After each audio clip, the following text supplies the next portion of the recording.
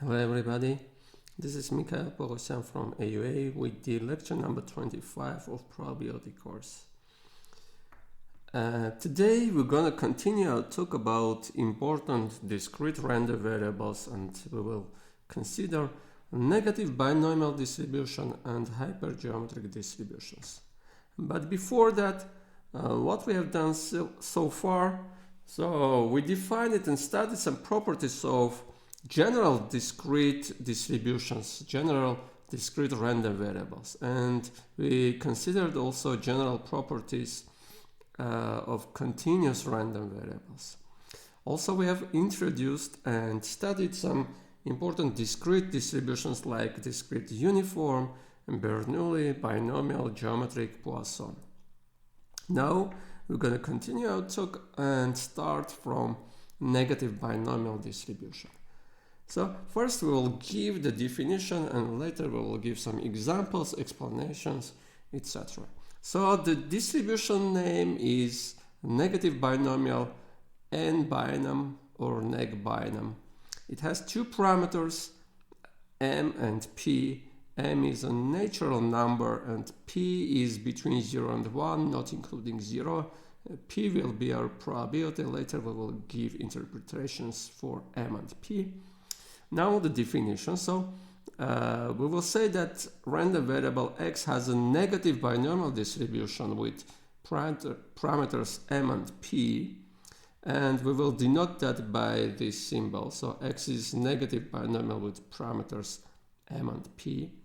If the range of x, so possible values of x are m, m plus 1, m plus 2, etc. up to infinity, and the probability mass function PMF of x is given by this formula. So the probability that x will take the value k is one of these values, m or m plus 1 or m plus 2, is equal to this product. So later I will explain how to get this formula. No need to remember this, but you can always obtain this formula if you know what this negative binomial random variable means. So if I will write the PMF in the form of a table, I will have this table. So the values of x are m, m plus 1, m plus 2, k, up to infinity. In fact, I have here, it is not visible, but I have here infinite table.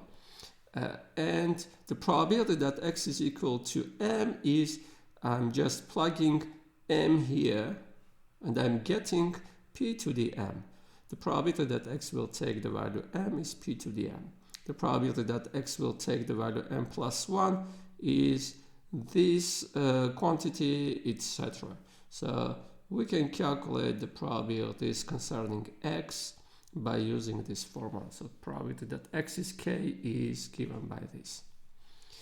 Okay, so let's move forward. I'm suggesting you to prove that the sum of all these numbers, all these probabilities, is giving 1, is 1. So this is a legitimate probability distribution. This is legitimate PMF. Okay, so about the usage.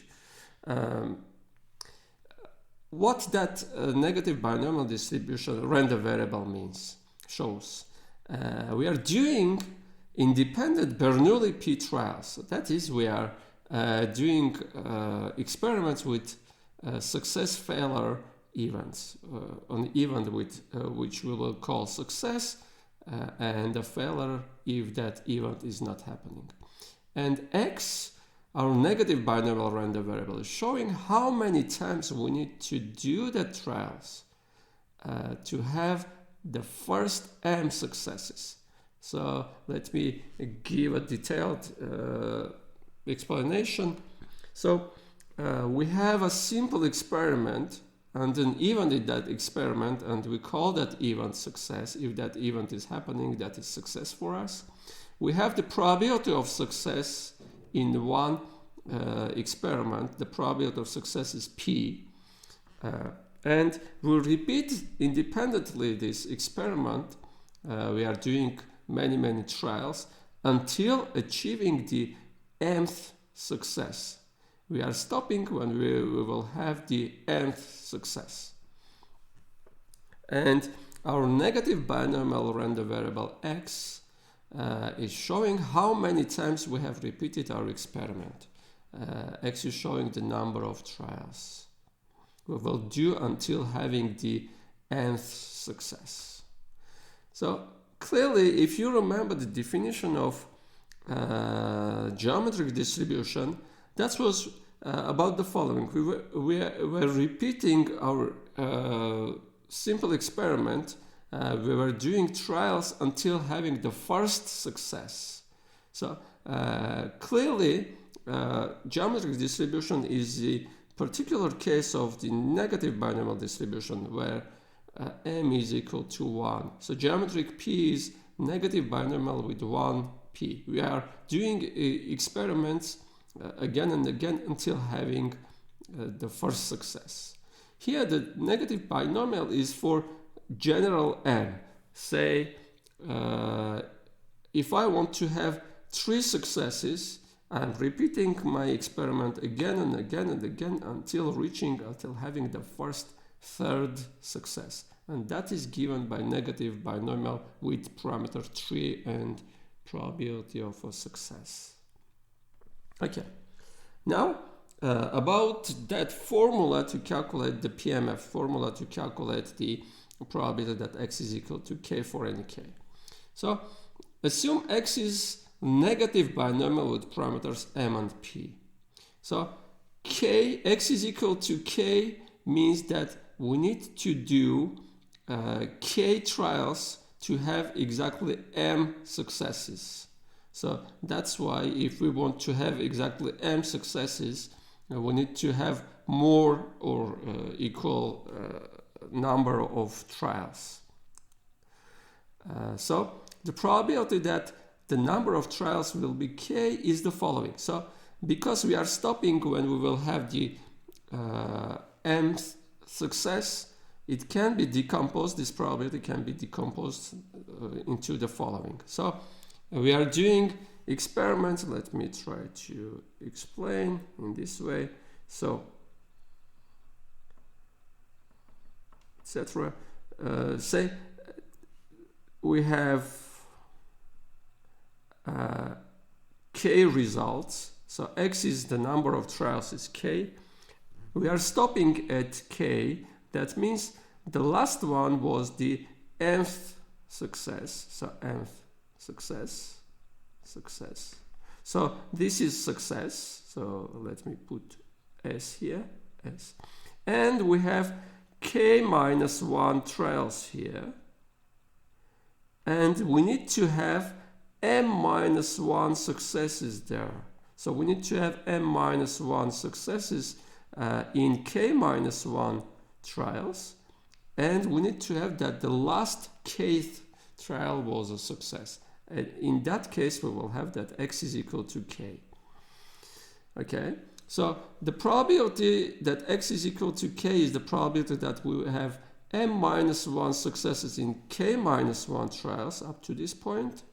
And the kth one, this is the kth one, was a success. That was mth, the last success. Okay. So because of independence in trials, we have this and that, and we are calculating the probability of this and that, and we have that these two events are independent. The last trial was independent. So we will have this product. So probability that we will have m minus 1 successes in k minus 1 trials, and the product with probability that kth one was success.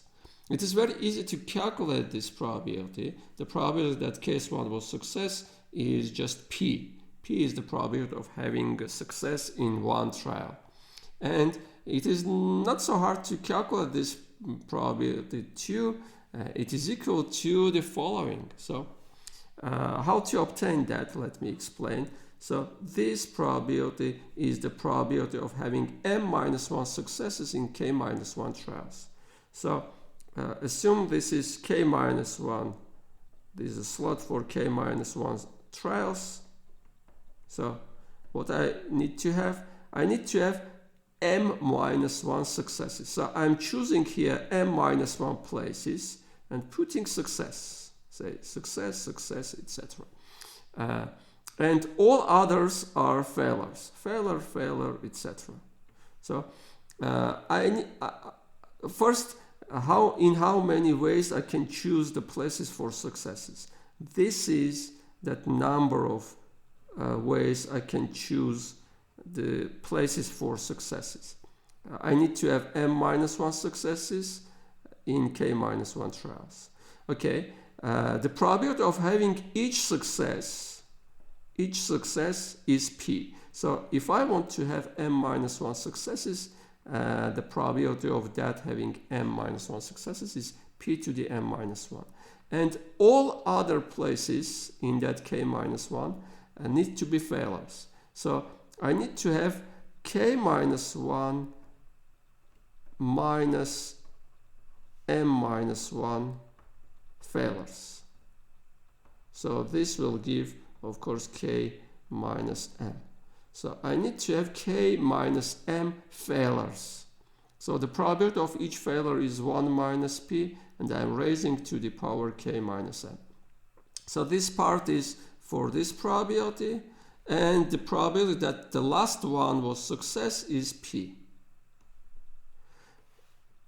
And the product will be, of course, I'm just adding the powers, k minus 1 choose m minus 1 times p to the m, and times 1 minus p to the k minus m.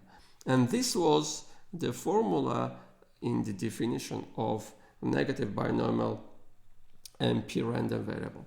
So no need to remember this formula. You just need to understand what this random variable means, and always calculate by doing this kind of calculations, this kind of reasoning. Okay, so one note, one remark: the negative binomial random variable can be interpreted or viewed as the waiting time, in the sense of the number of trials, how many trials we need to wait, how many trials we need to do for the nth success. Later we will talk about that waiting time again when talking about exponential distribution, one of the continuous distributions. Okay, so first example. Assume x is negative binomial with parameters 2 and 0.3. Explain what is representing or counting x. So what this means? We are doing an experiment repeatedly, independently. We have a success. The probability of success is 0.3 in one experiment. And x is showing how many times we need to repeat that experiment independently to have 2 successes. So x is showing that how many times we need to repeat that experiment to have 2 successes. Okay. The second example is the following. So x is negative binomial with parameters 4 and 0.5. So this is the probability of success. Probability of success. And 4 is showing how many successes we want to have. So we want to have 4 successes. And x is showing how many times we need to repeat that experiment to have 4 successes. Number of successes. Okay, so what is asking to calculate the first part of this example? So what is the probability that we will do exactly 3 experiments to get 4 successes? Of course, we cannot have 4 successes when we are doing 3 experiments. So this will be 0. Now we need to calculate the probability that x is equal to 5. So what this means, we are doing 5 trials until having 4 successes. So what that means, we are doing this kind of thing. So 1, 2, 3, 4, and 5. So 5 trials. We are stopping at the trial 5. That means that we have success here. And we need to have, because we need to have 4 success in total, we need to have 3 successes here. So 3 successes we need to have here in 4 trials. So how to calculate this probability? I'm not using that formula, I'm just repeating that idea of calculation. So I need to have 3 successes in 4 places. I can do that. I can put 3 S's in 4 places in this much ways. So I'm choosing 3 places out of 4. I'm putting there successes, and the probability of each success is p, so p cubed. And the one which was failure will have the probability 1 minus p. I have just 1 failure, and the probability of that 1 failure is 1 minus p. Now I need to add that I had 1 success for the last place. So I need to add another p, multiply another p here. So this is giving a formula to calculate. So let me write that formula. 4 choose 3, this will give, of course, 4. This is equal to 4 times p to the 4 times 1 minus p to 1. And because p is equal to 0.5, 1 minus p will be 0.5, so I will have 4 times 0.5 to 5. And this is the probability that we will do 5 trials until having 4 successes. Now let's calculate the probability that x will be larger than 5. What this means in words, this means that we need to find the probability that we will do more than 5 trials to have 4 successes. So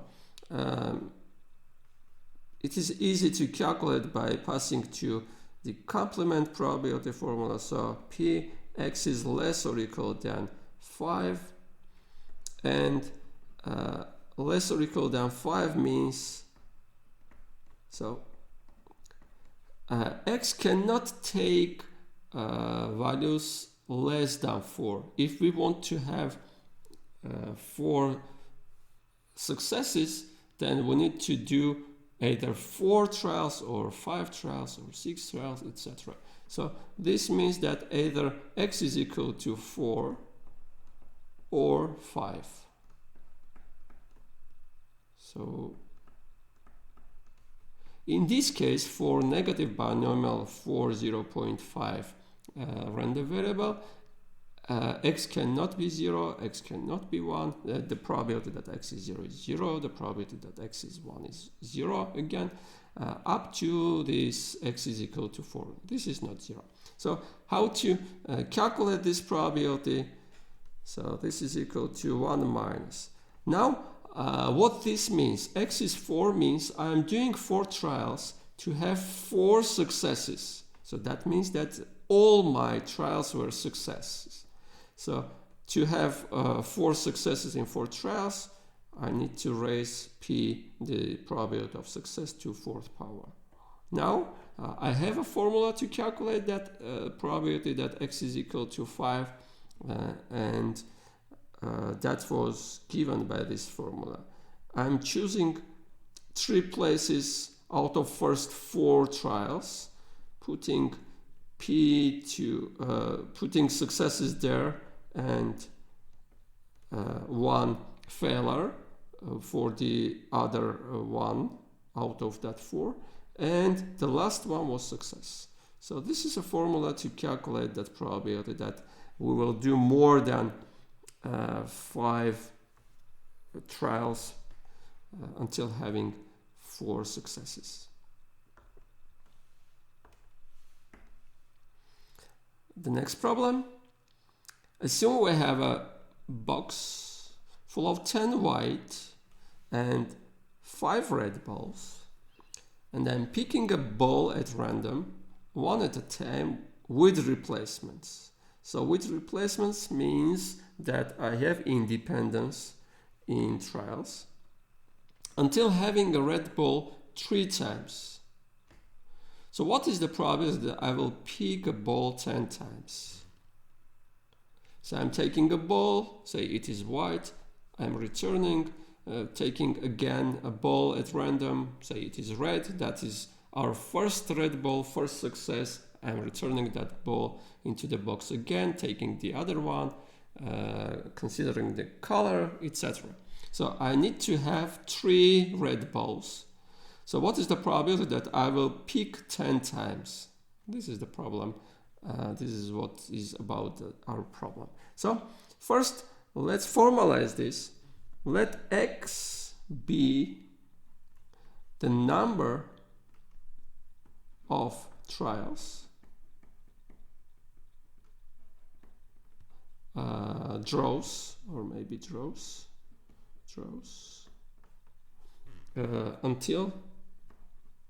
until having 3 red balls. Okay, so x is a random variable, and the distribution of that is negative binomial. We are waiting for the 3rd red, so this is waiting time. This is negative binomial with 3, and here we need to put the probability of success. Success is having a red, so the probability of having a red is, we have 15 balls in total and 5 are red, so 5 over 15, 1 over 3. So this is the formal version of our problem. So what is asking our problem? So it is asking to calculate the probability that we will pick a ball 10 times. So we will do that 10 trials. So it is asking to calculate the probability that x will be 10. And we know now how to calculate the probability that x is 10 if we know the parameters of our if we know the distribution and parameters of our distribution. So the last one, the 10th one, was a success. Let me denote this by P. So during our first 9 trials, we need to have 2 red balls. So we are choosing that places for red balls out of 9 trials, 2 successes in 9 trials. We have 2 successes, we need to have the probability of that is p squared.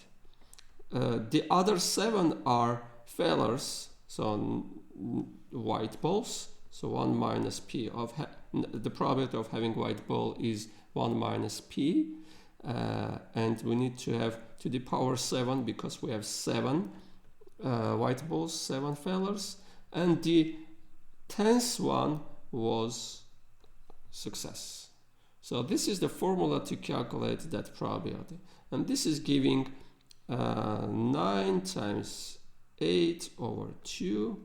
You can calculate this and you will obtain this fraction times p cubed, and p is 1 over 3, so 1 over 3 cubed, and times 2 over 3, 2 7. So this is the answer.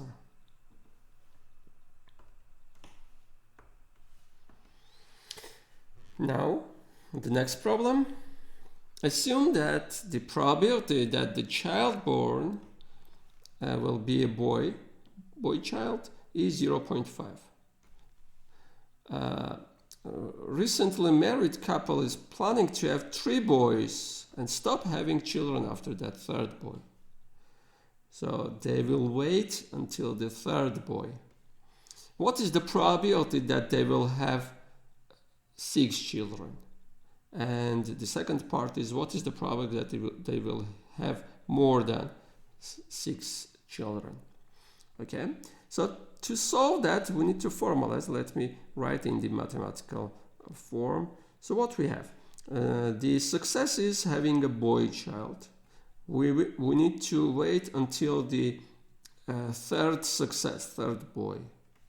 So number of successes need to be 3. The probability of each success is 0.5. So let x be the number of children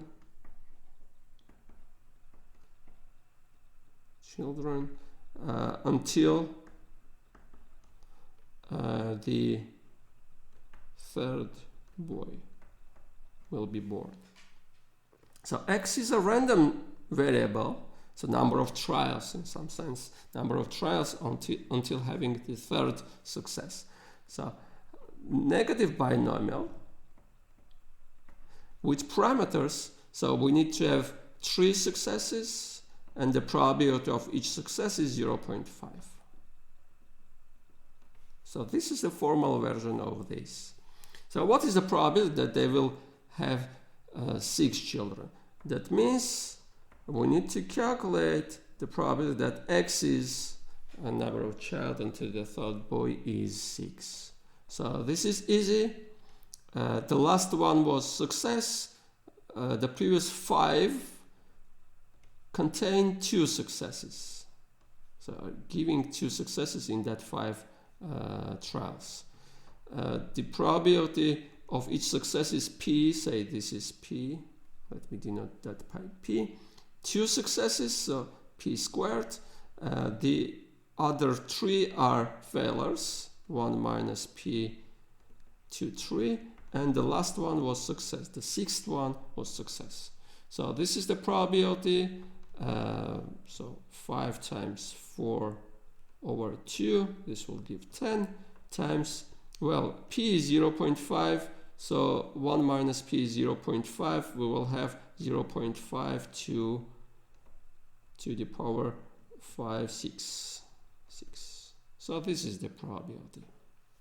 And let me calculate this by using R quickly. So this is our R. Okay, I need to erase this before passing to R. Okay, so we need to have 10 times, we need to calculate 10 times 0.5 to the power 6. And this is giving, well, 16% of chances. Okay, so the probability is 0.16, almost 0.16. And the second part, what is the probability that they will have more than 6 children? So continuing to solve with the same notations, we need to calculate the probability that x will be larger than 6.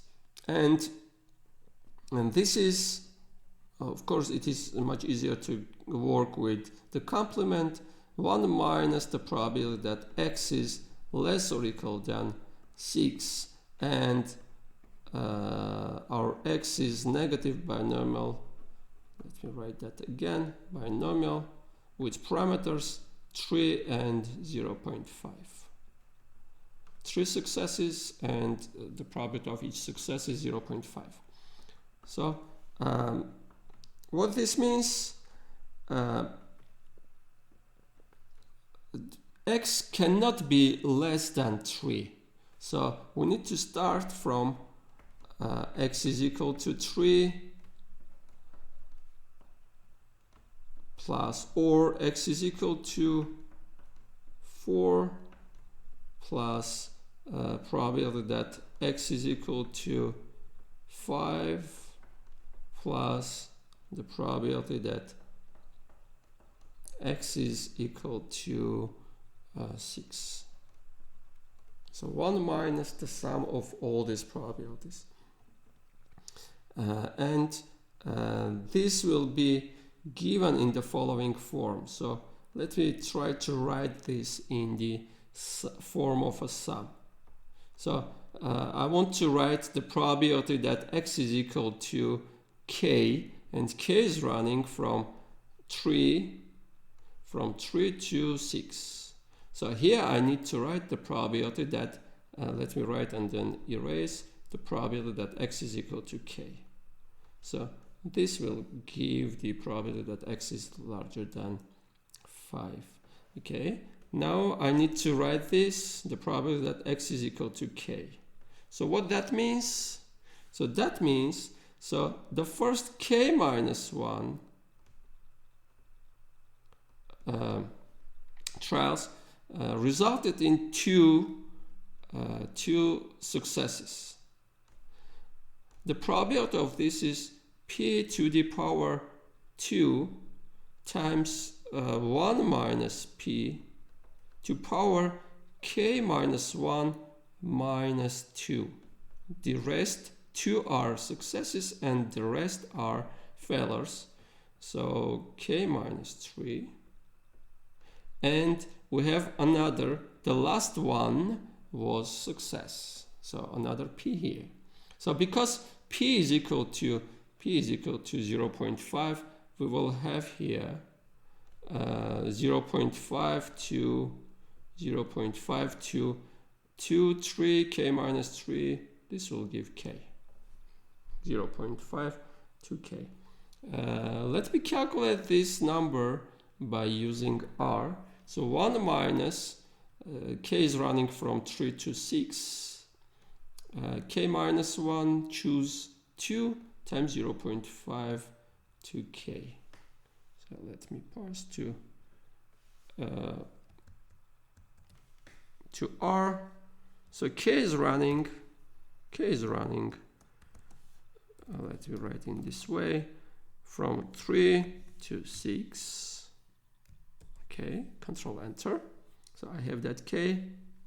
Now I need to calculate choose. I'm writing just choose k minus 1, 2. Choose k minus 1, 2 times 0.5 to the power k. Yeah. So if I will run this, that will give a vector of value. So k is equal to 3. In the case when k is 3, I will get this. K is equal to 4. In the case of 4, I will get this. 5, 6, etc. So I need to add all these numbers. So I'm writing sum of all these numbers. And then I need to have 1 minus this, 1 minus that sum. So this is giving 0.34 with something. So 34% probability that that couple will have more than 6 children until the 3rd boy, if they are waiting for the 3rd boy. Hope this was clear. Okay. Sorry. The next example. So it is asking to generate in R 10 negative binomial distributed random numbers with parameters m is 3 and p is 0.4. What this means, this is the probability of one success in one trial. This is the probability of success in one trial, 0.4.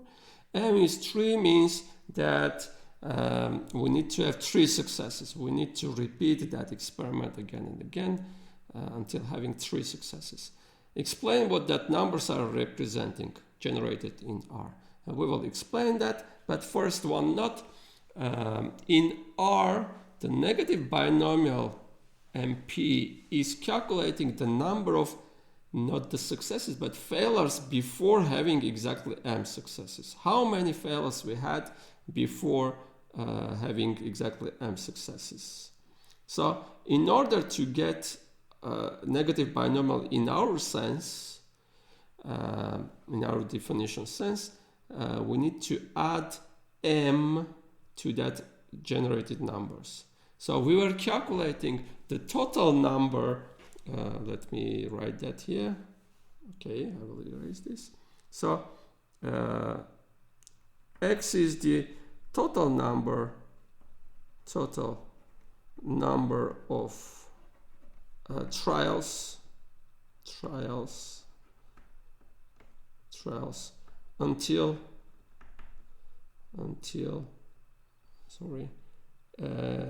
m successes, and R is calculating, R is giving, let me write that by x tilde, is calculating total number of failures before having m successes. So in that total number of trials we have this much failures and of course m successes. So x is equal to x tilde, the number generated in R, and plus m. By the way, if you remember, for geometric random variable, R was calculating the number of failures before having the first success. So this is the same with this case is the same with the negative binomial distribution. So we need to generate 10 negative binomial distributed random numbers with parameters 3 and 0.4. Okay, so let me erase this. So the name of negative binomial distribution is NBinom, of course, NBinom. And if I want to have random numbers generated, I'm writing R NBinom. Now I need to write parameters. N is the first parameter, n is showing how many random numbers I want to get. I just want to get one random number. Size is giving size is giving the number of successes I want to have. So that was m, 3, and the probability is 0.4 in our problem. So let me okay. So let me try if this is working. Yeah, that is working. It is giving 5. So what this 5 means? So R performed, in some sense, it performed experiment. It was doing trials until having 3 successes. So probability of one success is 0.4. It was so the number of trials was 5 plus 3. So 5 means that we had 5 failures before having third success. So in this case we have exactly 8 trials. So if we want to have random numbers in our sense of definition of negative binomial, we need to write in this way. So if I will run this again, 9. So what this 9 means, 9 trials until having 3 successes. Let me run that again, 9 again. If I will run that again, 3. So what 3 means? So we had 3 trials and that all 3 were successes. Okay, if I want to generate, say, 10 random numbers from negative binomial, I'm just writing 10 here. I'm keeping the size. I want R to repeat that experiment 10 times until having 3 successes. So I will generate. So what this 4 means, done 4 trials to get three successes. The next time it took 9 trials to get 3 successes, then 5 trials to get 3 successes, etc. 10 trials to get 3 successes, etc. So if I will increase, say I am increasing this, the probability of success, you can guess that these numbers will be close to 3. So with high probability we will have success. So with high probability in 3 or 4 or 5 trials we will have 3 successes. So let me run that again. So you can see the numbers are very close to 3. Okay, let me run that again. Yeah. So 3 trials to get 3 success, 3 trials to get 3 success, 4 trials to get 3 success, etc. Let's move forward. So the next example is again about R and negative binomial in R. So we have negative binomial with parameters 3 and 0.6 now. The problem is asking to calculate in R the probability that x is equal to 7. So first let me write this in the form of definition. Well, in the form we can calculate. So x is 7 means in first 6 trials we had exactly, because we need to have 3 in total successes. So in the first trials, first 6 trials, we have 2 successes. The probability of success is 0.6, so 0.6 squared, times the other 4 were failures. The probability of failure is 0.424, and the last one, 7th one, was success, so 0.6. So this is the formula to calculate this probability by hand. Now I will do that in R and check if we are getting the same number. Okay, x is equal to 7. Okay, so let's go to R. This is our R. I'm erasing this. So first, I am doing that by that calculation formula. Choose, so 6, 2 times, I need to have 2 successes, so the probability of success is 0.6, well, raised to the square, raised to the power 2, then 0.4, the probability of failure, raised to 6 minus 2, 6 minus 2, so 4, times another, the last success with probability 0.6. So this is our probability that x is equal to 7. Now, by using R's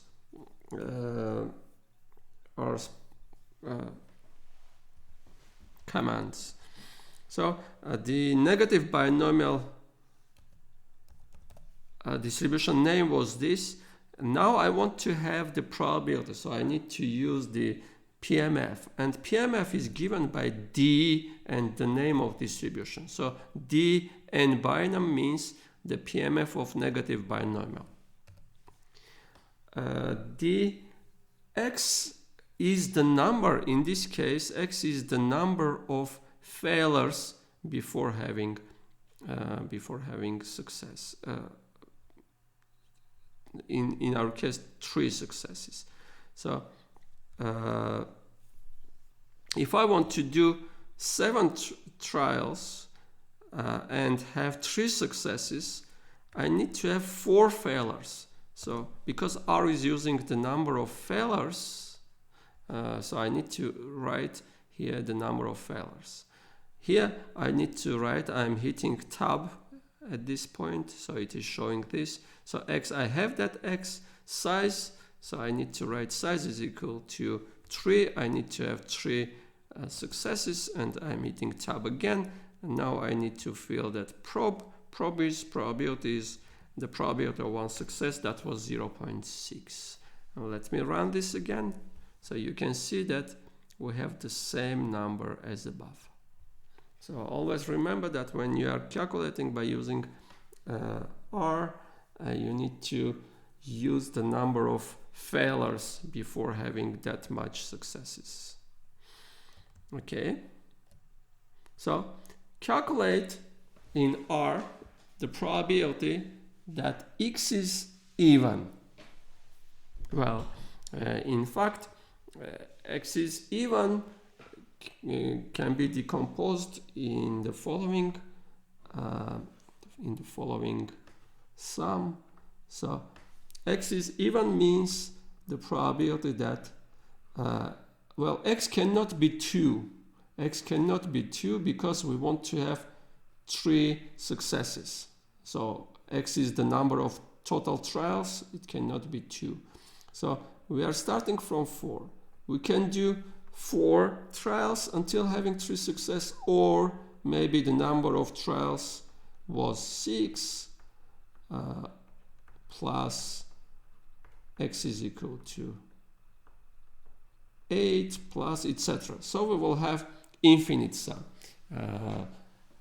Of course, by using R, we cannot calculate this infinite sum, but the probability that x will be very large will be very small. So I will approximately calculate this sum by stopping at some point. So let me calculate this by using R. So I'm switching to R. Okay, erasing this.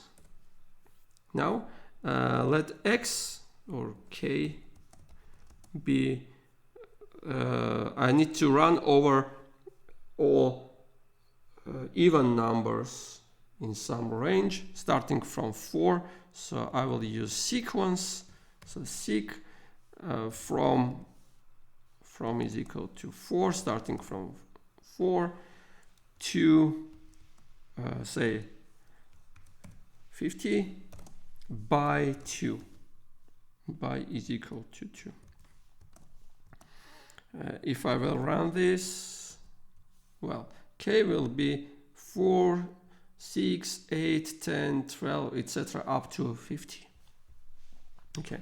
For each k, I need to calculate the probability that x is equal to k. So I need to use the probability that x is equal to k is the value of PMF at the point k. So I need to use the PMF, the negative binomial.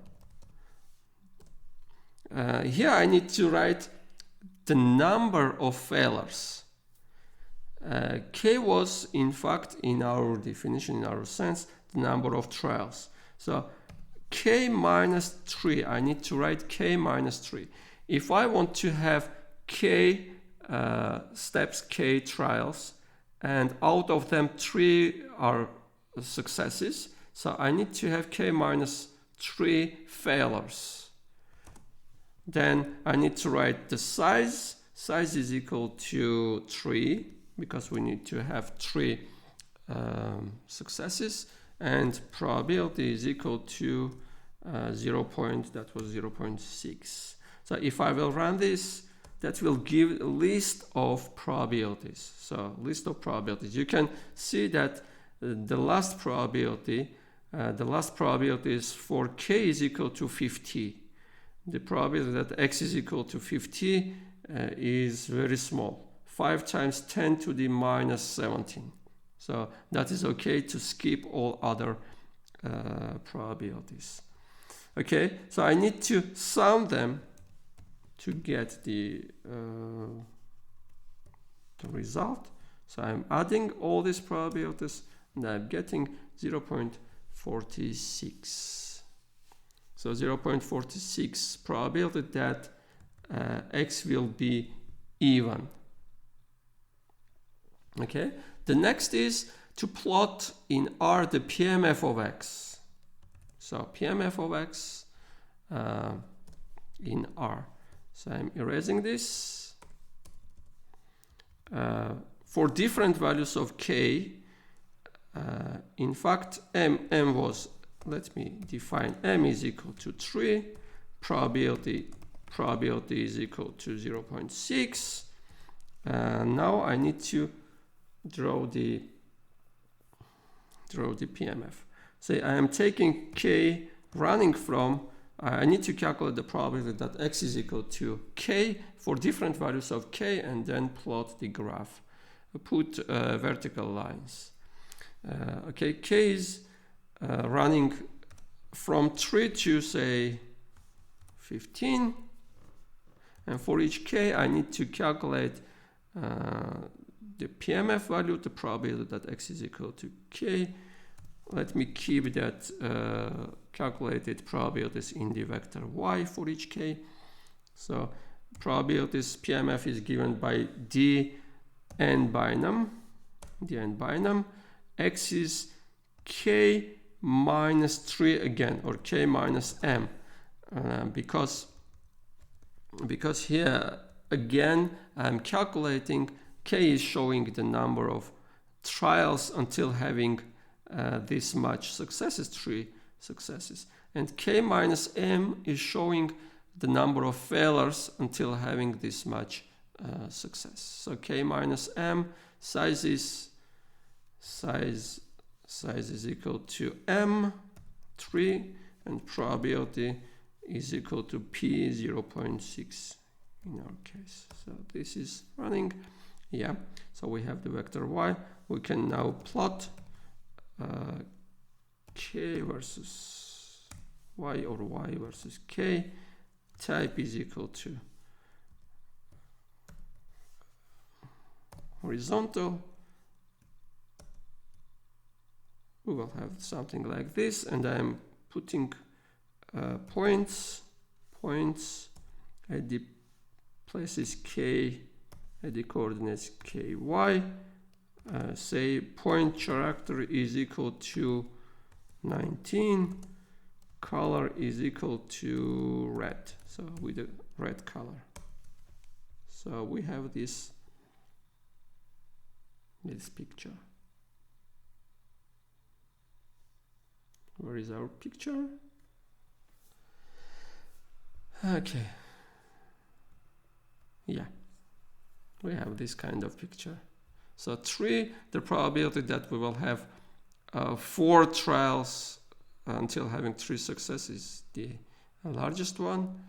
The probability that we will have 8 trials until having 3 success is this much, etc. Okay. So let's move to our lecture. So this much about this example with R. Let's move forward. The next important discrete, I can say very important discrete distribution is hypergeometric distribution. So in this case, I will not give the formal definition first, then explain, but I will straightforwardly explain how to obtain this PMF for this distribution. So the distribution name is hyper or hypergeometric or hypergeo sometimes. It has 3 parameters: n, m, n, small n, capital N, small n. They are natural numbers, and they satisfy this, and we will understand why we need to have these inequalities. So what is the idea of hypergeometric distribution? Assume we have a box full of n balls, capital N balls, from which m are white balls and the rest are black. So n minus m are black. So let me highlight this. So we have n balls, m are white, and n minus m are black. We choose small n balls from that box at random, but without replacements. So this is very important. We are doing our trials without replacements. We are doing our draws without replacements, and we are not fixing the order. Order is not important. So let X denote the number of white balls in that N we are picking, in that N balls. Then the probability that X will be K will be this much. So why is this true? Why is this correct? Let me explain. So what this means. So I'm picking N balls without replacements. So we are calculating what is the probability that among that N balls we will have K white ones. K white balls. So let's calculate by using that classical probability calculation formula, combinatorial formulas. So this is the total number of N tuples. So we are choosing N balls, we are choosing N tuples from N balls. The number of them will be capital N choose small n because the order is not important. We are not fixing the order. Say the first one was white, the second one was black. We are not interested in that. We are just fixing 3 were black and the others were white, say. So the order is not important. So this is the way of choosing n tuples. So what we have? We have an n tuple, 1, 2, 3, say, etc. n tuple. We need to have exactly k whites. Here we need to calculate the number of favorable tuples. So the number of favorable tuples. Favorable tuples are with exactly k whites. So we need to choose, because we have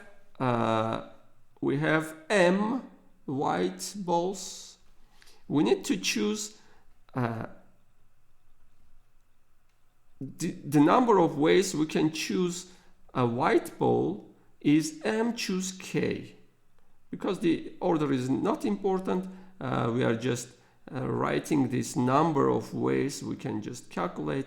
We can have k whites, and we can have m choose k in m choose k ways. Okay, so after choosing that k whites out of m, we need to choose the rest are black, and we have n minus m blacks, and we need to choose the rest. So if k are white, so n minus k's are black. So the rest n minus k need to be black, and the number of ways we can do that is choosing out of n minus m blacks, small n minus k blacks. So this much ways we will have n tuples with k whites and n minus k blacks. And the probability is equal to the number of favorable events, number of favorable tuples, over the total number of tuples.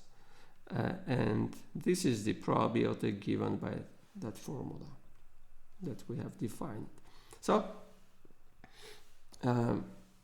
this random variable x, taking the values 0, 1, 2, etc. n, and with these probabilities, is called hypergeometric random variable with parameters n, m, and small n, and this is denoted by x is hypergeometric with that parameters.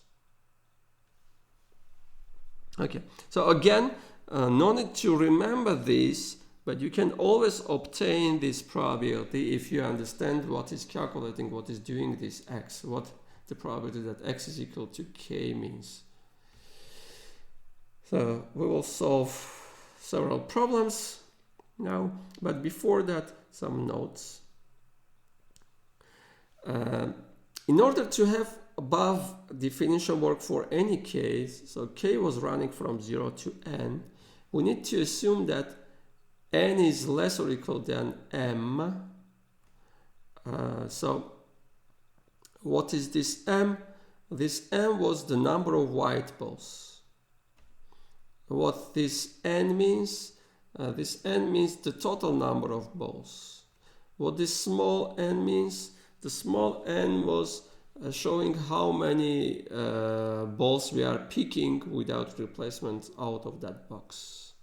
So if I want to have that probabilities working for any k, I need to have that. I need to calculate this binomial coefficients for any k from 0 to n. So n needs to be less or equal than m. So n needs to be less or equal than m. By the way, why these inequalities are correct? Because m is number of whites in total n balls, so m is less or equal than n, and why small n is less or equal than capital N? Because this is the number of balls we are picking, we are drawing without replacements from the box with capital N balls. Okay, so small n needs to be less or equal than m. Otherwise, we cannot calculate for any k, but in that case, of course, we can calculate for several k's, not maybe for all k's, but for several k's. And we need to have n minus k is less or equal than n minus m, because we have this binomial coefficient n minus k needs to be less or equal than n minus m. This is to ensure that we can calculate this probability for any k. Of course, if this condition is not taking place, then we can calculate for maybe not all values of k. The other way is to guarantee that we can calculate that probabilities is to define this binomial coefficients to be 0 if, say, t is 0 less than 0, or if s is less than t. If you will take this as a definition of binomial coefficients with these conditions, then you can use that formula for any k. Okay? Now about the notation. Sometimes in the literature you will find the following definition of hypergeometric random variable. So you can have x is hypergeometric with parameters m, w, m, b, n, where this is showing the number of white balls and this is showing the number of black balls. So this is the case also in R. So R is using this notation. So if we will take by capital N the sum of number of white balls and black balls, we will have our model. So easy to pass to our model to get our model. And sometimes in other books, textbooks, you will find the definition of hypergeometric in the following form. So x is hypergeometric with parameters n, p, and small n. Here p is the proportion of white balls. So total number of balls, the proportion of or probability of having white ball, and n is the sample size, how many balls we are picking without replacements. So in this case, again, we can translate to our model by just taking m, the number of white balls, to be p times n. If p is the proportion of white balls in that capital N, then the number of white balls will be p times n. So again, you can translate this to our model, capital N, m, and p. Okay, so one exercise, it is interesting exercise to prove that the probabilities sum up to 1. Of course, if we do not have this, we will not have a distribution PMF, but fortunately we have this. Not so easy to prove this, but try to use this equality and expansion into the powers of x to obtain this that the sum of all probabilities is giving 1. Now, problem. So x is hypergeometric with parameters 28, 5.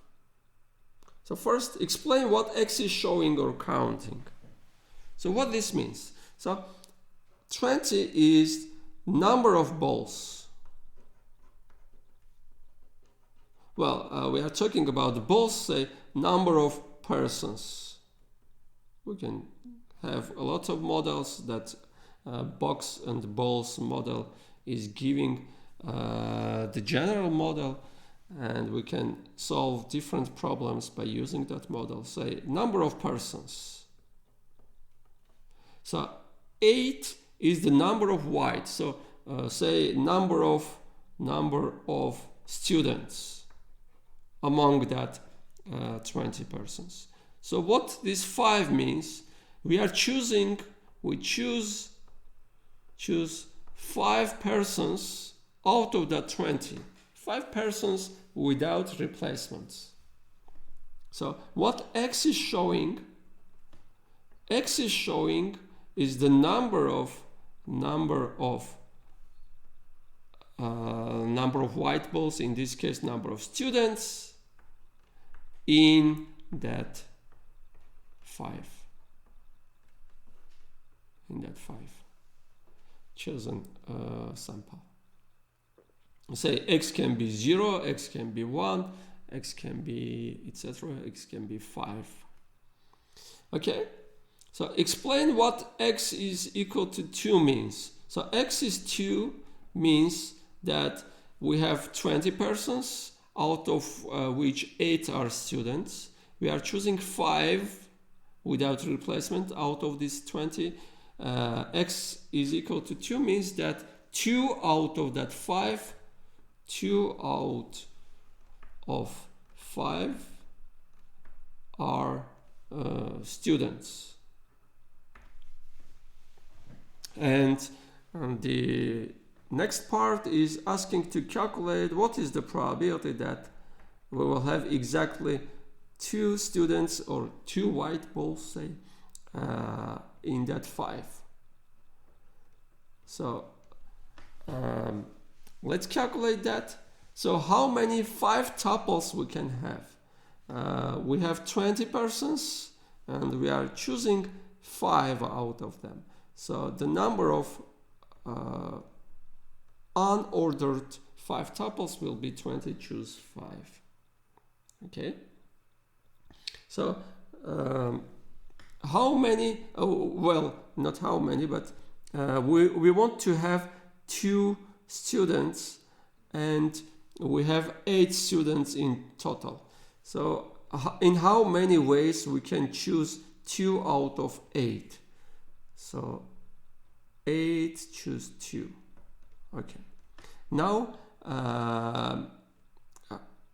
I have chosen 2 students out of 5. Well, 5 was the sample size. I want to get 5 persons. So the rest 3 persons, the other 3 persons need to be non-students. So the number of non-students is 20 minus 8.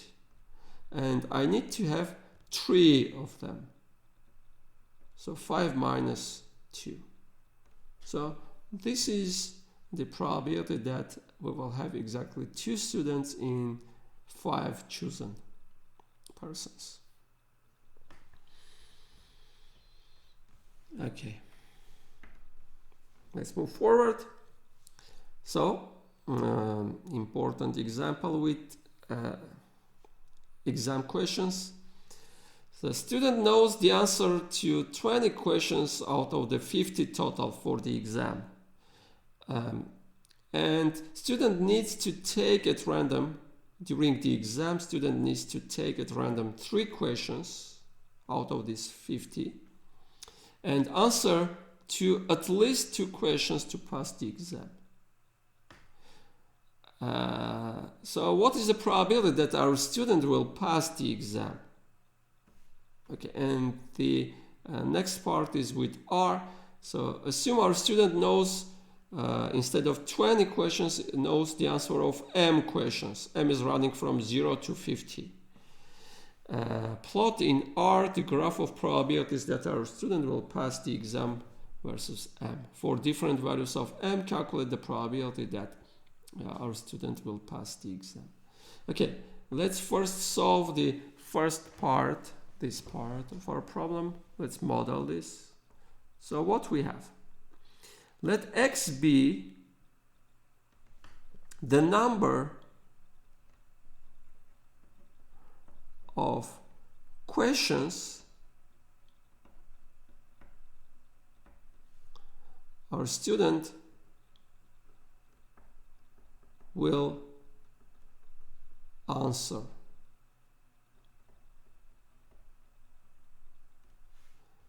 Okay, so we have 50 questions, n is 50, white balls, so the questions for which our student knows the answers. So m is equal to 20. So our student knows 20 questions answers, and he is choosing for the exam. Our student is picking at random 3 questions. So n is equal to 3. He is picking 3 questions. So, and X is showing the number of questions our student will answer out of that 3. So X is in fact hypergeometric.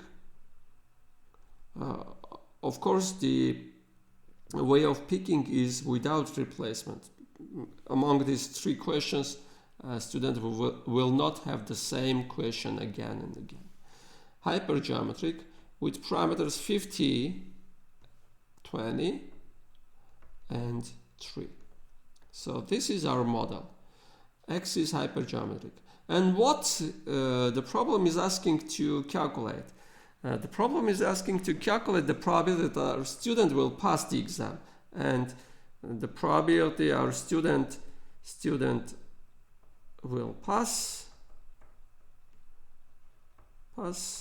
is the probability that he will answer to at least 2 questions. So the number of questions student will answer, X, needs to be larger or equal than 2. So we need to calculate this probability if we have X is hypergeometric with parameters 50, 23. So this is of course equal to X is the number of questions student will answer in that 3 questions, selected questions. So X can be either 2 or 3. So X is either 2 or 3. Of course, we can pass to a complement, but the complement will not give a simple way more. That will not be more simpler than this, because the complement is X is less than 2. That is decomposed into X is either 0 or 1. Again, we need to calculate 2 probabilities and calculate 1 minus the sum of that probabilities. So we will calculate this to get that result. Okay, so I'm erasing this part.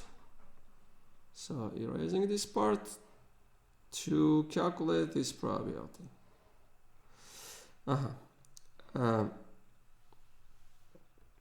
So probability that X is equal to 2. So probability that X is equal to 2. What this means? So our student is choosing 3 questions out of 50 total. So how many ways he has? 53. Okay. we want to have exactly 2 successful white questions. So a student knows 20. The ways to choose exactly 2 questions he knows is this much. In this much ways we can choose 2 questions out of that 20 he knows, and the rest means we need to choose just 1 question he doesn't know, and we have 30 questions, the answer of which he doesn't know, and we need to choose just 1. So this is the probability that x is equal to 2. And similarly, the probability that x is equal to 3 means we are choosing the total number of ways to choose 3 questions is 50 choose 3.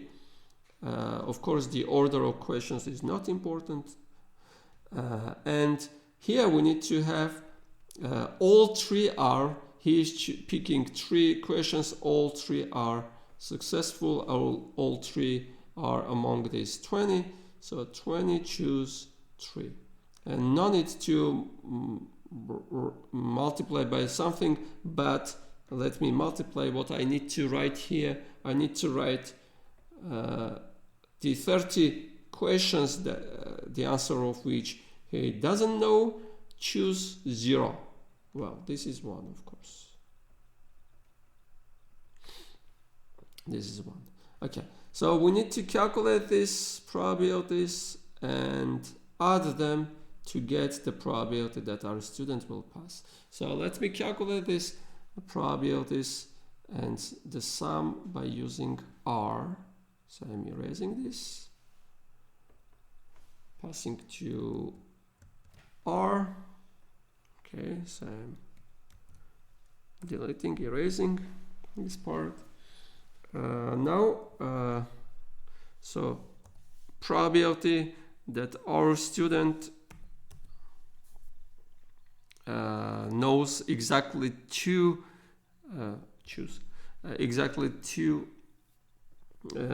question answers was the following. So I need to choose 2 out of 20 times choose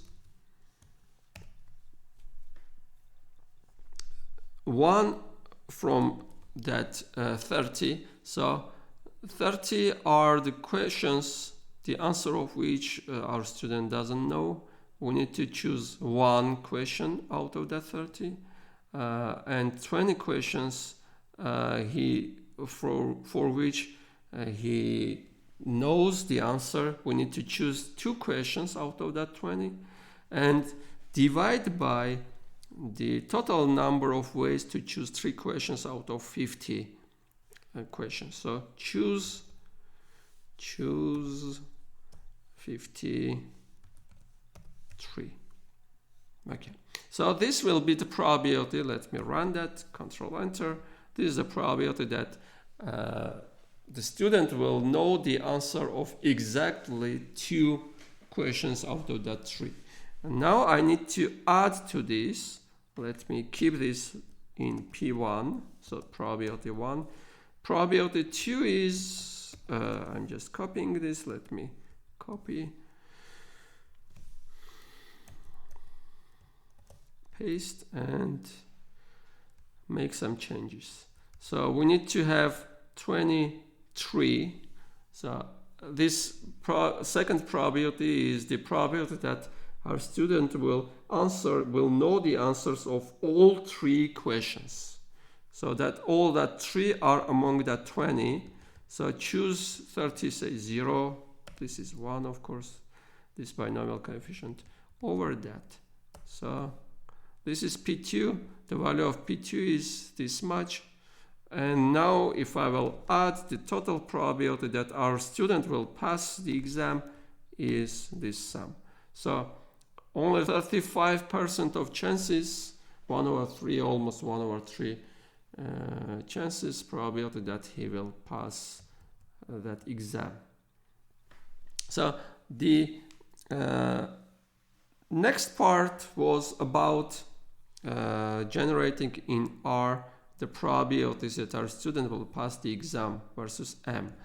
Here I need to change this 20 to any number M and calculate that probabilities. So let me write, say, M is running, M can be 0, meaning that student doesn't know the answer to any of the 50 questions, or up to 50, and 50 means that M is 50 means that our student knows the answer to all questions. So P1 is, I'm changing this to M, so student knows M questions.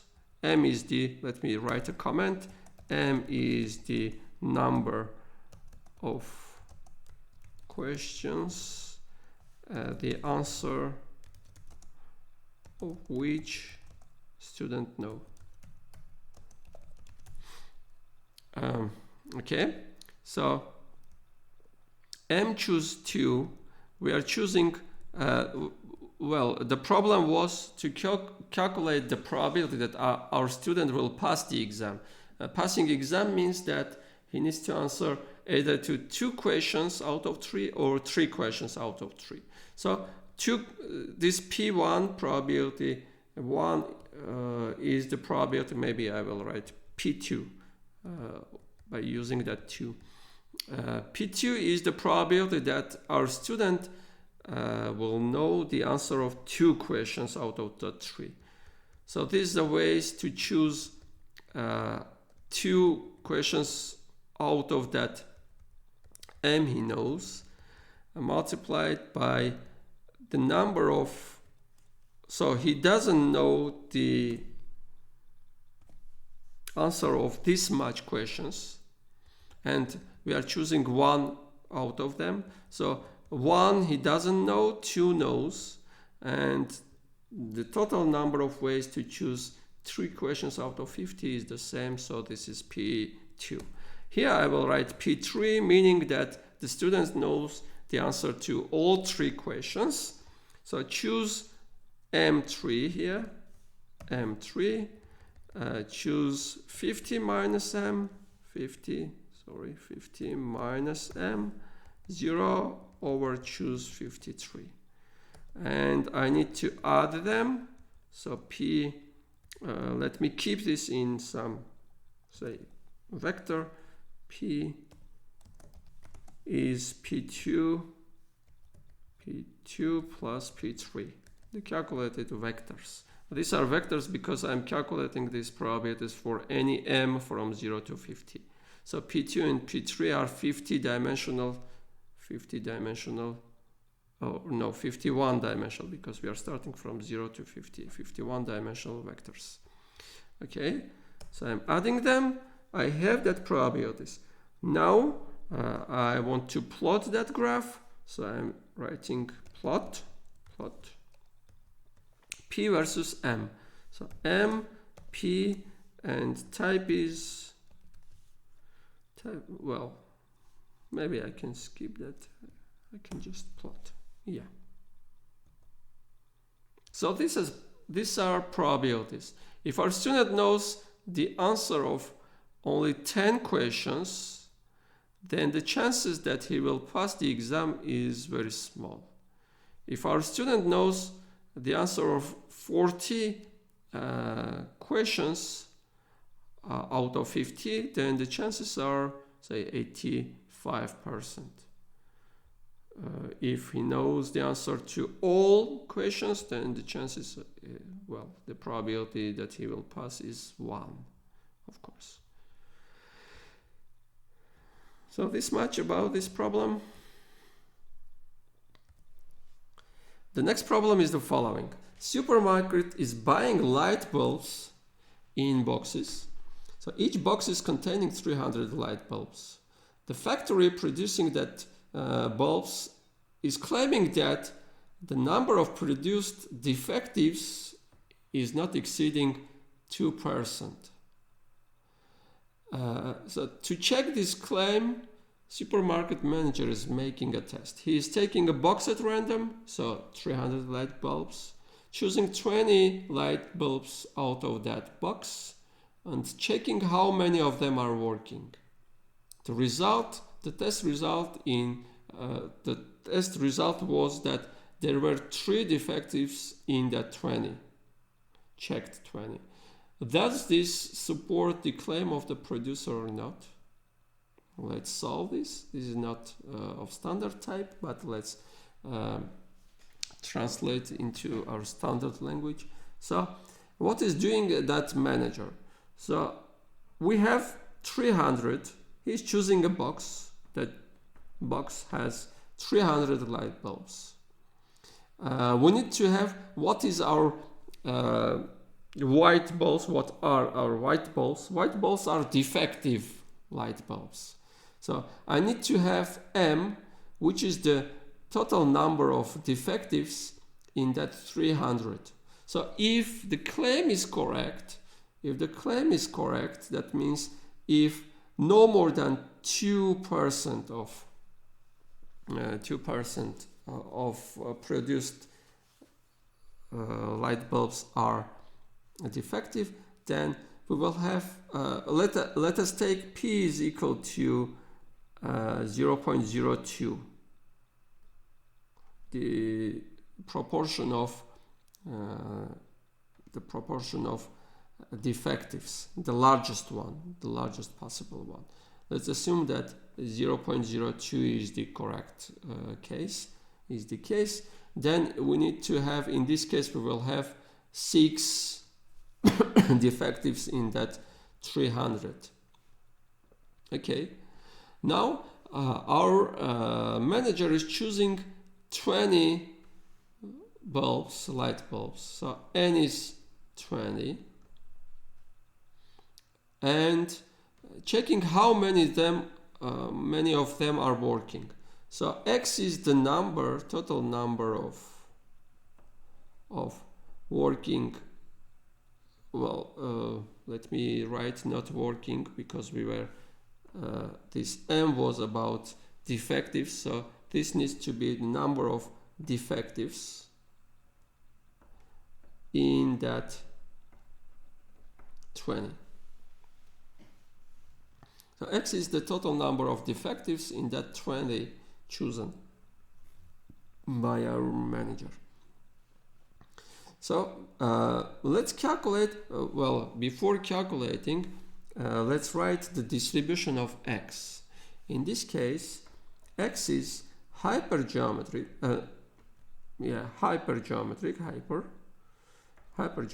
with parameters 300. We are choosing out of 300. We have just 6 defectives, and the number we will choose is 20. So X is distributed as hypergeometric with these parameters. And we need to calculate the probability that the test results in 3 defectives. So X is 3. So is this probability high or low? We got 3. Is this possible or not? So let's see. The number of defectives is 3, means we need to have the following. So we have 300, we are choosing 20. The total ways of doing that is this much. So we have just 6.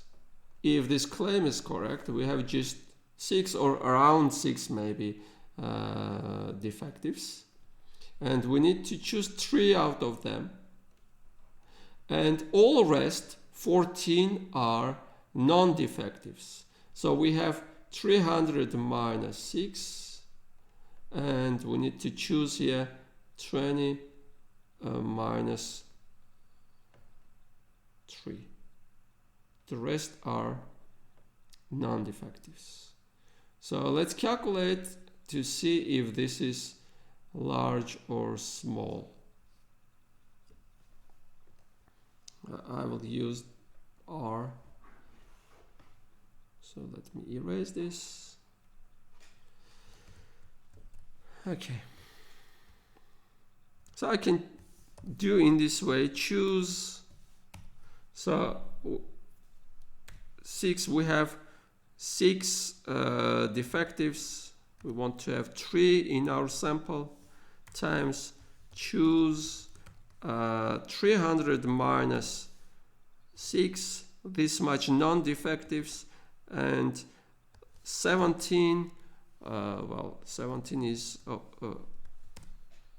obtained by using 20 minus 3, and over choose 300, we are choosing 20 light bulbs out of 300. So this much defectives, this much non-defectives, so we will have in total 20 light bulbs, and divided over total ways of having 20 bulbs. So this probability is very small. So if the claim is correct, if the number of defectives is 6, then this probability that we will have 3 defectives is very small. Okay, let me calculate this number, the same number, by using R's possibilities, so R's functions. The name of hypergeometric distribution is hyper here. If I will add, I want to calculate the probability that x is equal to 3. That means I need to use probability mass function PMF, and PMF is given by d hyper.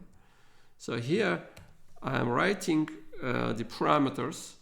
So I want to calculate for 3. And what is m? In this case, m is showing, you can read the help of this hypergeometric. M is showing the number of white balls. This is the number of defectives, 6. N is showing the number of black balls. So the number of non-defectives. So 300 minus 6. What else? So K is the number of balls drawn. So number of balls was 20. So I need to calculate this. I'm calculating and I'm getting the same result by using the PMF of hypergeometric distribution. Please note again that here we are using the number of white balls and number of black balls.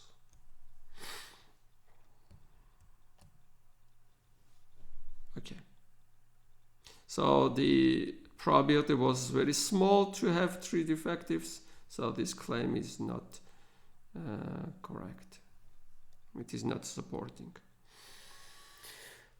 Okay, and one important application of hypergeometric distribution, this is very well known application.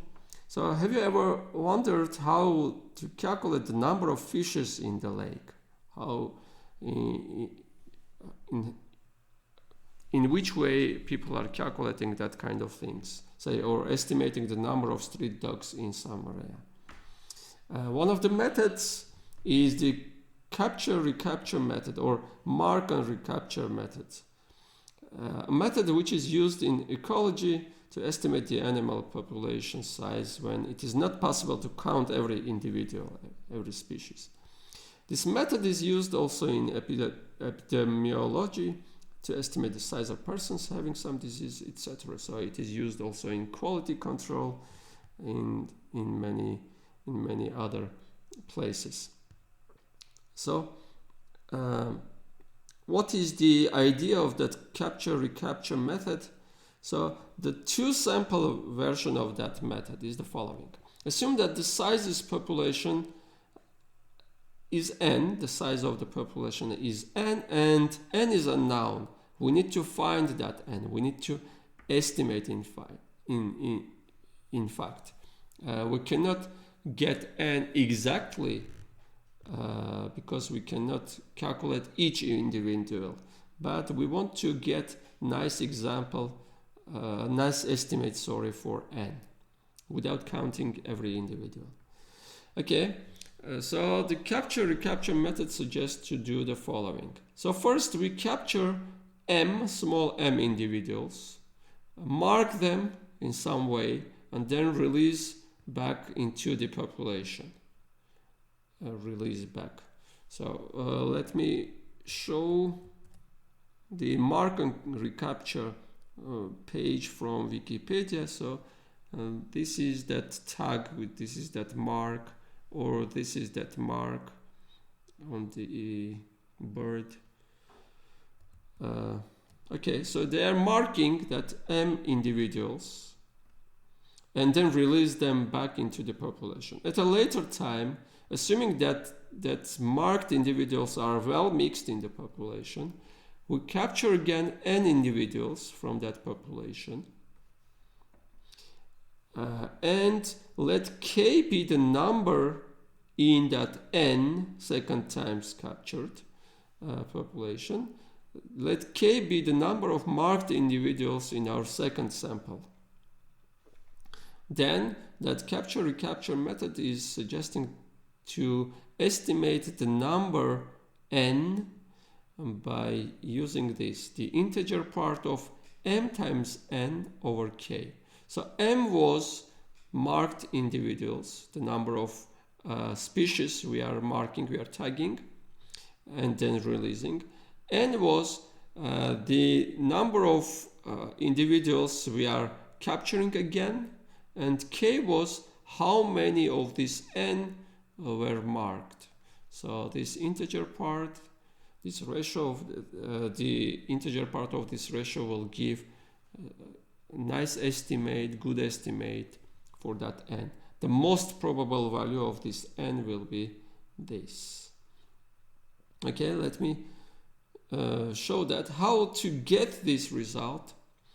First, let x be the number of possible marked individuals in the second example, in second sample. So with size n. Second time we are choosing n individuals, and let x be the number of marked individuals in that n. So x will be hypergeometric with the following parameters. N was the total number of species individuals. In fact, we do not know that n, but we can use that for modeling. So n. M, we have m marked individuals, and we are choosing a sample of size n. And x is the number of marked individuals among that n.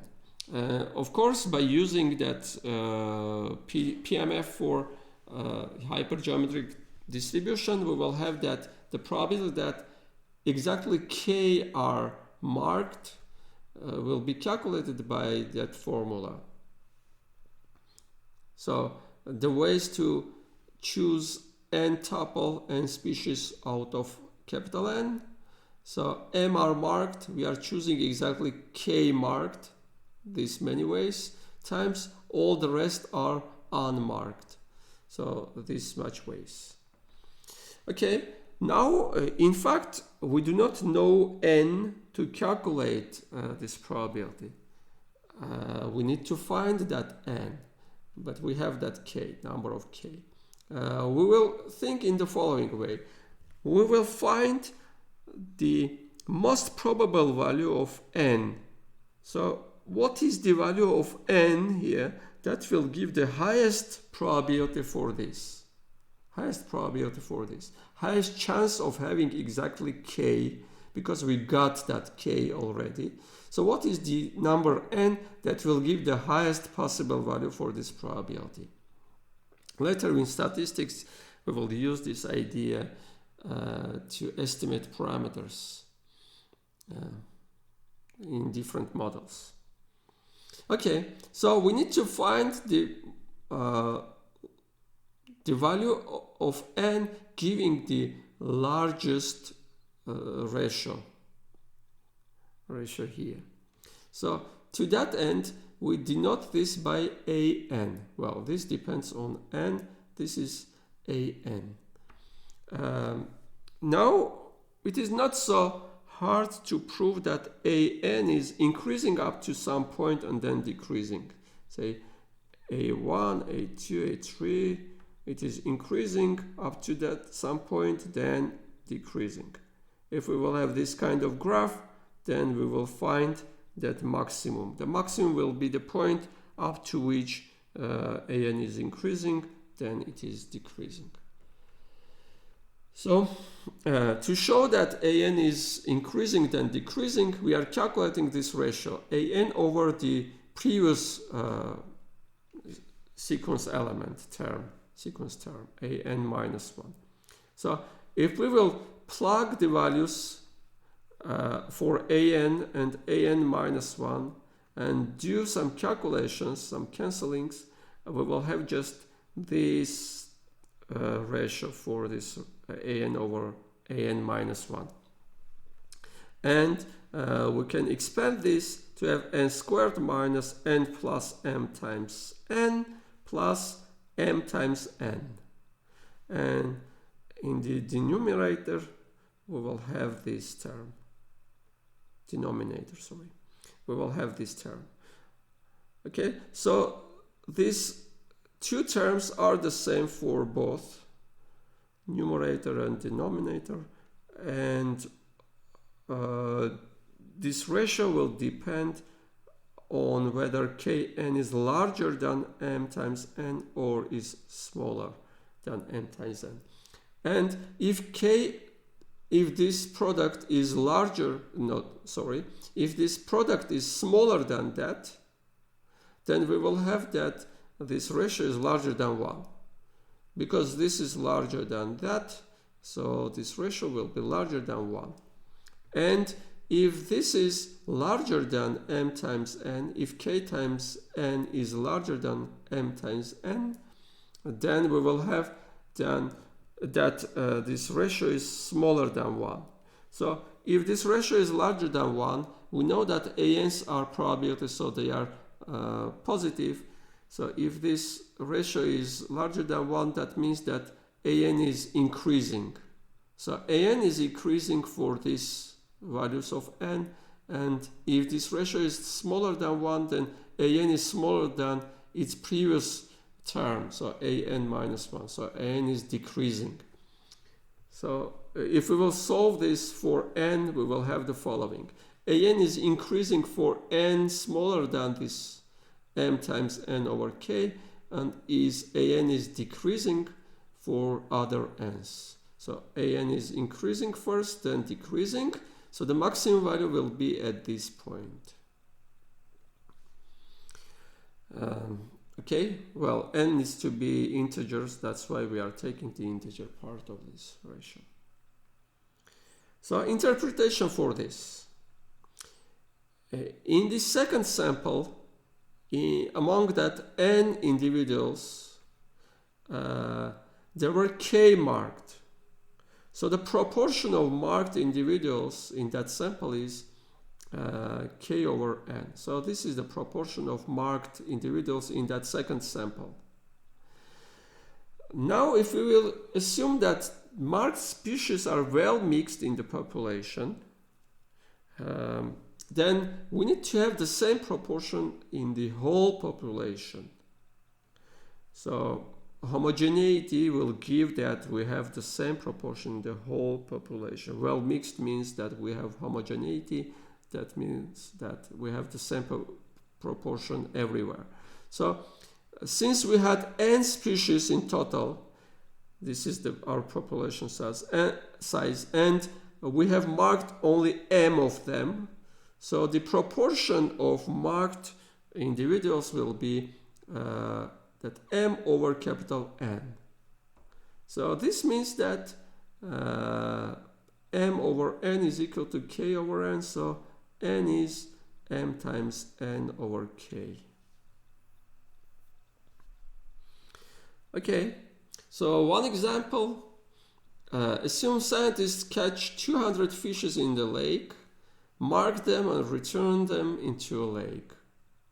So on a later date, they catch another 200 and find out that 10 are marked. estimate the number of fishes in the lake. So this is easy. So let n be the number of total number of fishes in the lake. So n is the estimate for n. In statistics we put hat for the estimate. So it will be equal to, here I need to write how many fishes I marked, that scientist marked. So 200. The size of second sample was 200. And over the number of marked fishes in that second sample, so over 10. So we will get, so I'm canceling this, 4,000, yeah. So the estimate is that there are 4,000 fishes in our lake. Of course, this is the first approach to calculation of the population size. The other method is, say, take a sample of fishes, mark them, return to the lake, and then to take several times, to catch several times fishes. So say first time we are catching another 200 fishes, find out that 10 are marked. Okay, we are fixing that number. We mark all 190 fishes again, release them again, return into the lake. Then sometimes later we catch another, say, 200 or 150 fishes, calculate how many of them are marked, then mark unmarked fishes from that 150, etc., return to the lake, etc., etc. So there are different methods to expand this idea of capture-recapture method. Okay. So an important remark about hypergeometric distribution, very important in fact, in terms of applications in statistics, is the following. So if X is hypergeometric with parameters n, m, and small n, and if n is tending to infinity, and if P is the probability or proportion of having white ball, so if P is equal to m over capital N, in this case, if n is tending to infinity, then m is tending to infinity too, and P is the proportion of white balls m in capital N in total population, total number of balls, say. Then our random variable x tends to the binomial random variable y with parameters this n and this p, in the sense that this probability that x is equal to k will tend to the probability that y is equal to k. Well, the probability that x is equal to k can be calculated by using that formula for hypergeometric distribution. And the probability that y is equal to k is much simpler to calculate because y is binomial with parameters n and p, and we can calculate this probability with ease for any k running from 0 to n. Okay, now I will give the idea of the proof of this, but you can safely skip this, but if you are interested you can watch the proof. After the proof I will give some idea how to use and why is this result important, so you can fast forward if you are not interested in the proof. So I'm giving the proof. So what we have? So we have X is hypergeometric with parameters n, m, and small n. Also we have m is equal to p times n. So p is in fact m over n. The proportion of white balls in total balls, total number of n balls. Okay, so I need to calculate the limit of this probability. So if x is equal to k, I want to calculate the probability that x is equal to k and calculate the limit when n tends to infinity. Okay, so this probability is equal to we are choosing sample of size n out of total elements capital N. So we can do that with this much ways. So choosing n tuples from n elements. So the number of white balls is m. We need to have exactly k whites. So this much ways times the rest out of that n are black balls. So we have this much black balls, n minus m, and we need to have n minus k blacks in our n tuple. So this is our probability, and we need to calculate the limit when n is tending to infinity.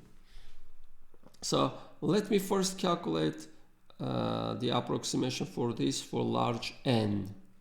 So I'm writing n choose n. So this is n factorial over small n factorial times n minus n factorial. And here I will use, hopefully you know from calculus or real analysis, the Stirling formula for factorial. So say n factorial for any a is approximately equal, not exactly, but approximately equal to the following: the square root of 2 pi times n over e to the power n. This very nice formula, very useful formula to approximate, to get the rate of factorial. So n factorial is almost square root of 2 pi n times n over e to the power n. So I'm using this. So this is almost, well, writing almost means that if I will calculate n factorial over this and calculate the limit, then the limit will be 1. In fact, so n factorial, n is large, so n needs to tend to infinity. So we will have square root of 2 pi capital N times n over e to the power n. Well, small n is fixed here, so I do not need to calculate the limit of this because n is fixed. I need to take care of this only. So square root of 2 pi times n minus n and times n minus n over e to the power n minus n. So I'm plugging here instead of small n, capital N minus n. By the way, do not confuse this n with that n. This Stirling formula is working for any number, any natural number. Okay, so let's see what is giving this. So I'm writing this, well, I can cancel these 2 pi's. Okay, then I can write in this way, 1 over n factorial. This is 1 over n factorial. Then I will have square root of n over n minus n, small n, times well, n to the n, let me write n to the n over, let me write this, n minus n to the n. I need to write n minus n, but let me keep that for this. So this ratio is what we have here. And then multiplied, we need to have 1 over e. I need to write here e to the n for this, and another e to the n minus n here, e to the n minus n here. So what I will do, first I will cancel this e to the n's, capital N's. I will be left with e to the minus n. Okay, so for here, I will write this as, well, I will write that as, let me write, well, maybe I will erase some part and write that here, say, I'm erasing this formula.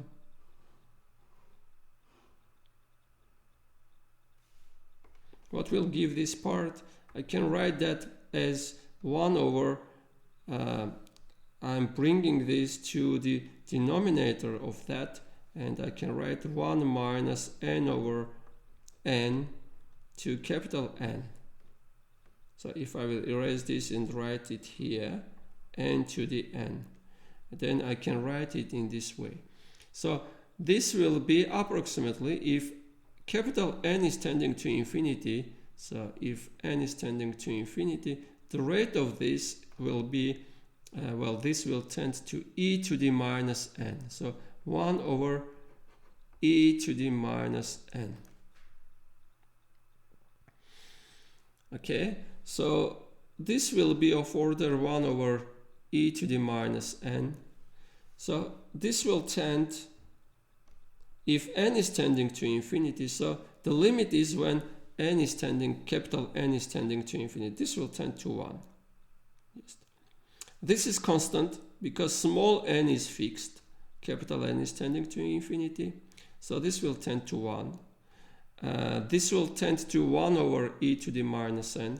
And we had another e to the minus n here. So these two numbers will be cancelled if n is large. And we will have n minus n to the n. But n minus n to the small n is n to the n, is of this order when n is tending to plus infinity and small n is fixed. Okay, so this will be of order, finally we will have 1 over n factorial. This will be of order 1. This will cancel this when n is tending to infinity, will be of order 1. This will be of order n to the small n. So what we have got, so we obtained the following. So let me increase this. Okay, 1 over n factorial n to the n. So I'm erasing this and writing what we have.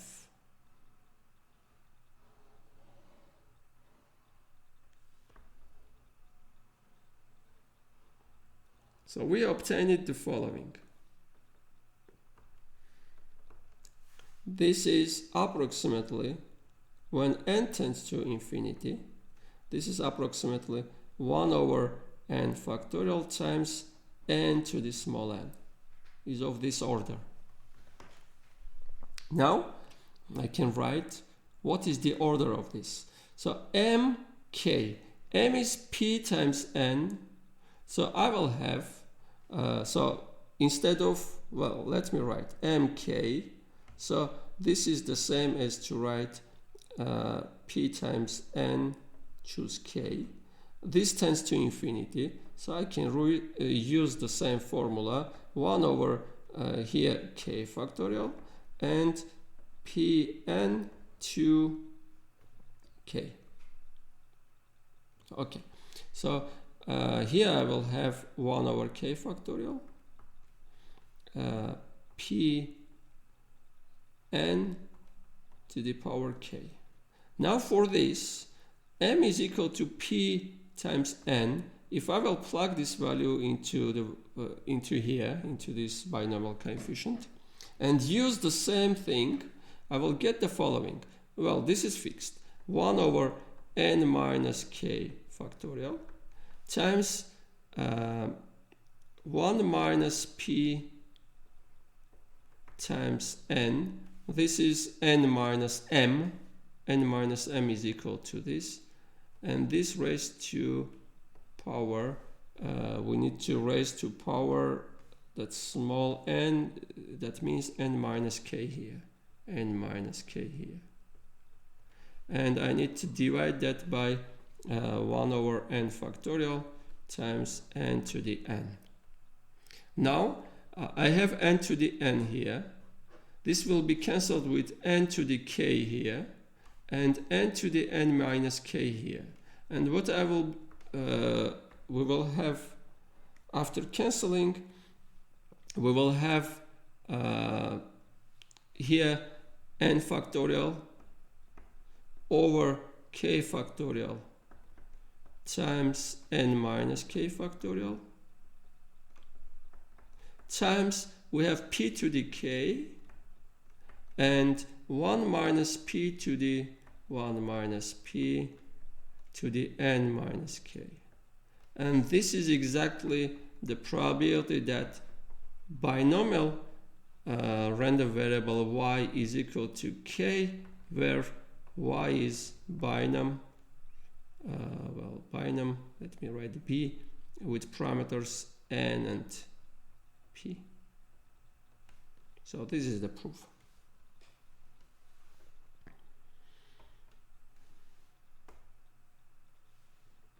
Okay. So corollary is the following. If n is large enough and p is the proportion of white balls in n is this ratio, then the hypergeometric random variable x can be approximated by binomial random variable y, in the sense that we can calculate this probability, the probability that x is equal to k, by using probability that y is equal to k. Y is binomial with parameters n, p. Well, statisticians, that was important because of statistics. Statisticians use this result when doing sampling. Usually when we are doing sampling without repetitions. Well, I was giving some problems, examples where I was choosing person, but I was saying that let's allow the case when we are choosing the same person again and again. That was for independence. That was to have with replacements case. But usually people are doing not that way. We are doing without replacements, without repetitions sampling.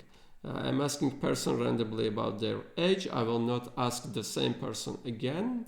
Or if I am choosing at random 50 phone numbers to call and get some answer about something, I will not take the same phone number again. I will choose different numbers. That's why usually when we are doing statistics, when we are doing sampling, we are doing without repetitions model. But the theory mainly works, is developed mostly and works for the model with replacements, with repetitions. Because in the case of with replacements model, we have independence, as we have seen many times.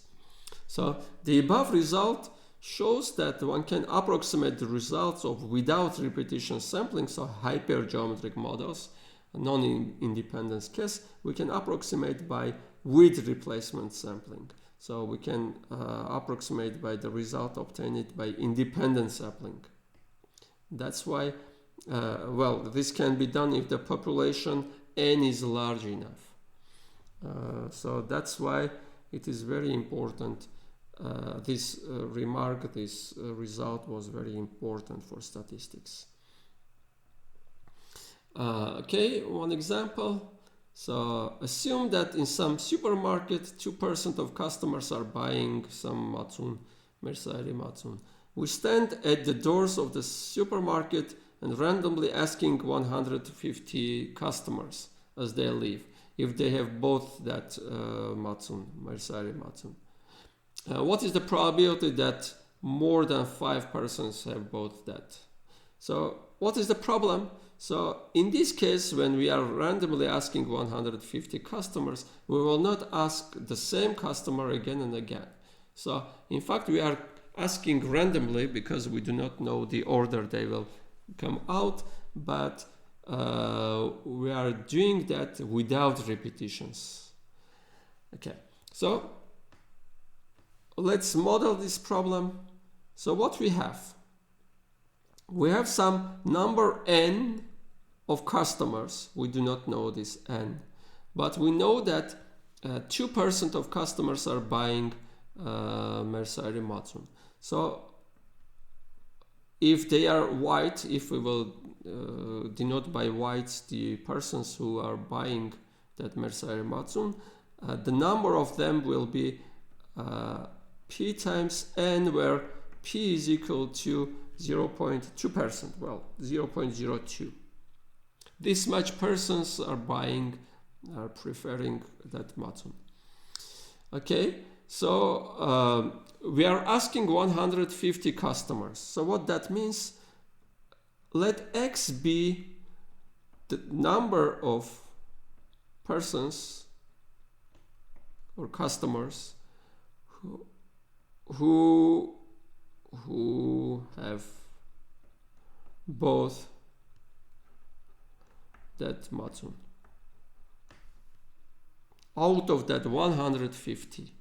So x can be maybe 0, none of these customers have both that matsun, or x can be 150, all of them have both, etc. So what we know about x? We know about x that x is hypergeometric with parameters, well, n, then m, and 150.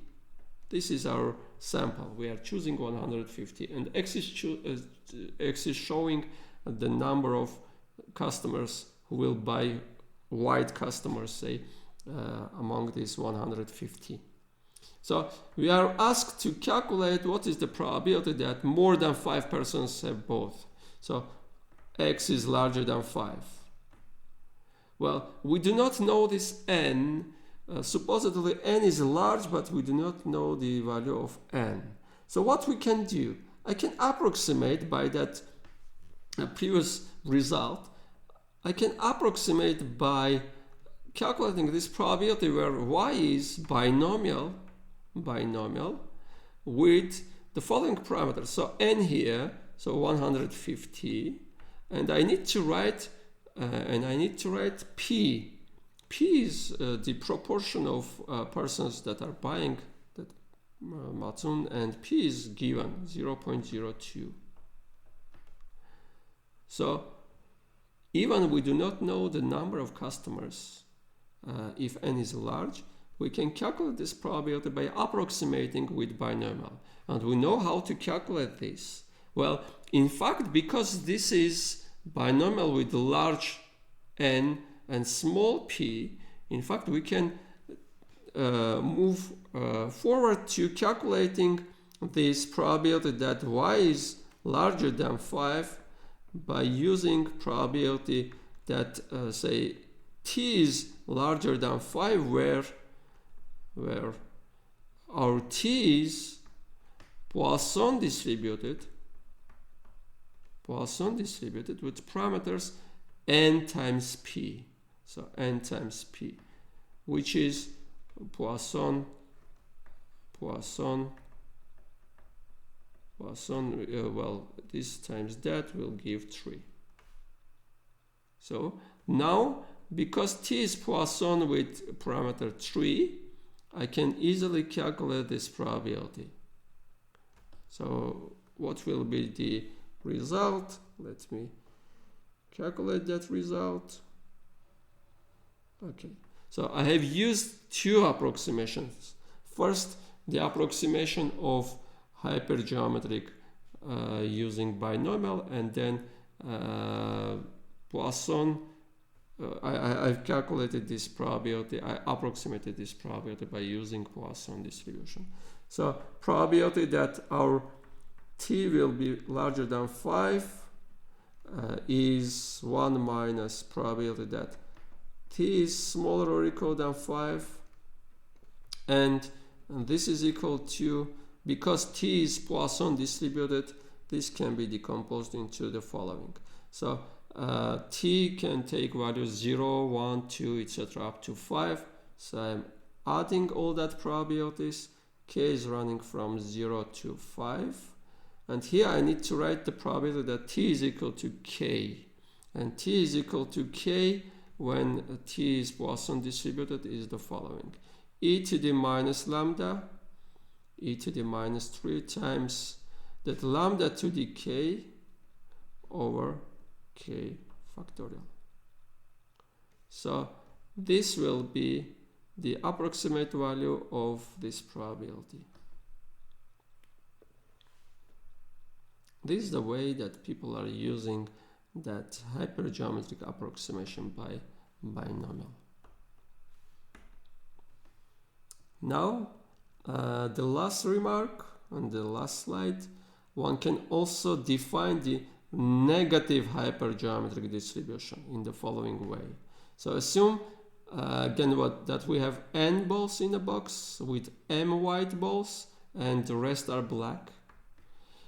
We draw a ball from the box one at a time and without replacements. This is important. And we are interested in how many draws we need to do to get exactly k white balls. So how many draws we need to do to have exactly k white balls. And you can think about obtaining the distribution PMF for the number of draws trials x. So the distribution of x is called negative hypergeometric distribution with parameters n, m, k, and you can try to calculate the PMF for x. Okay, this much about discrete random variables, important examples of discrete random variables. Next time we will talk about important examples of continuous distributions, continuous random variables. So thank you, bye.